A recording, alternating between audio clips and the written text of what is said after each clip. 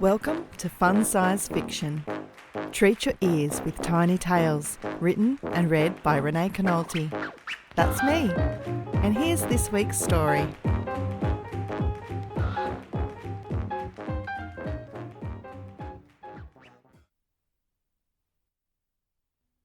I awoke with butterflies of excitement, like I did every year on Christmas morning.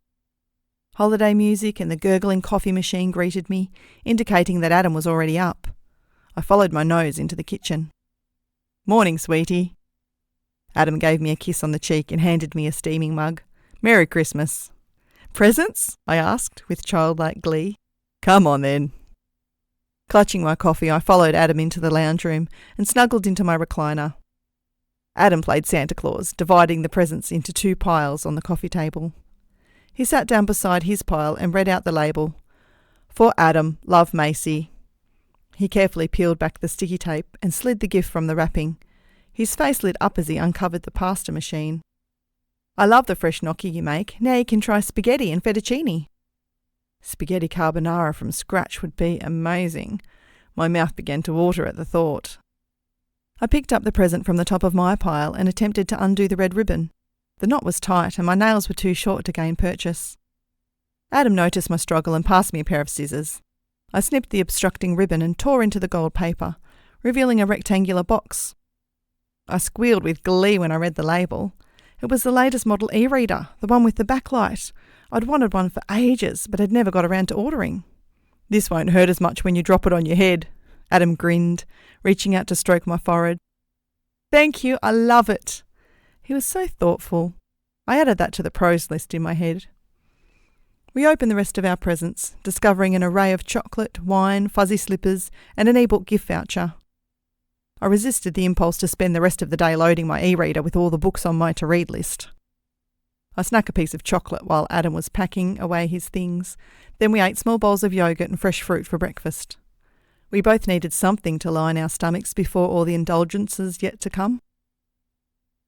I called my family during the 2-hour drive to Adam's parents' house. My sister was already there, and I could hear Dad singing in the background. My heart tugged. We pulled into the driveway of the blandest house in the street. The decorations on the house next door must have cost a fortune. It wasn't like Adam's parents couldn't afford to join in the festivities.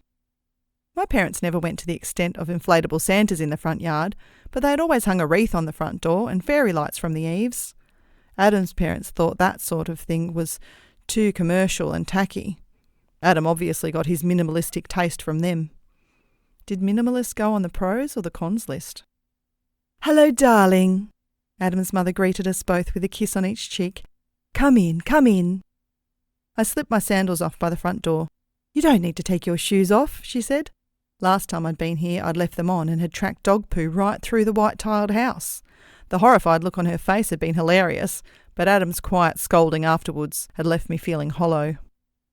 "It's okay, I'm more comfortable barefoot." She didn't say a word, but her expression rivaled the dog poo one. You couldn't win with her. I followed Adam and his mum into the lounge room. "Merry Christmas, Mum and Dad." Adam handed his mother our gift. She barely glanced at it, placing under the sparsely decorated tree. The multicoloured Santa print that I'd thought was adorable as I'd wrapped it seemed tacky beside all the matching gold-wrapped gifts. Adam's father came in, a glass of bubbly in each hand. "Lunch will be another half an hour. Who'd like a drink?" "Thanks." I took the proffered glass. "Adam, can you fetch the other 2 glasses?" He passed the remaining glass to his wife while Adam obediently dashed off. I perched on the white leather couch, waiting for Adam. He returned quickly, handing a glass to his father before sitting beside me. "Merry Christmas," Adam's father exclaimed as he clinked his glass with each of ours. "So, when are you going to make an honest woman of Macy?" His gaze directed at Adam. "I'm not getting any younger," his mother piped in.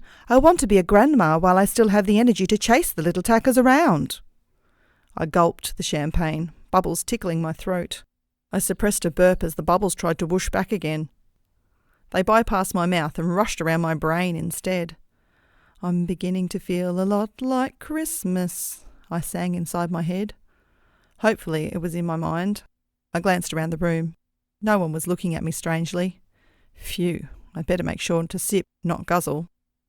All in good time, Adam said, rubbing his hand over my knee. Macy's thinking about changing career, so we need to make sure she's in her new position long enough to qualify for maternity leave. Oh, that's wonderful, his mother gushed. What are you thinking about doing, dear? She wants to get out of retail. With all that customer service experience, she'd be great in reception. Dad, could you have a chat to Uncle Greg and see if he can pull some strings at one of his hotels? I excused myself and snuck out to the kitchen to refill my glass, leaving Adam to plan my future without me. Sometimes he was so thoughtful and romantic, but other times I felt like he didn't know me at all.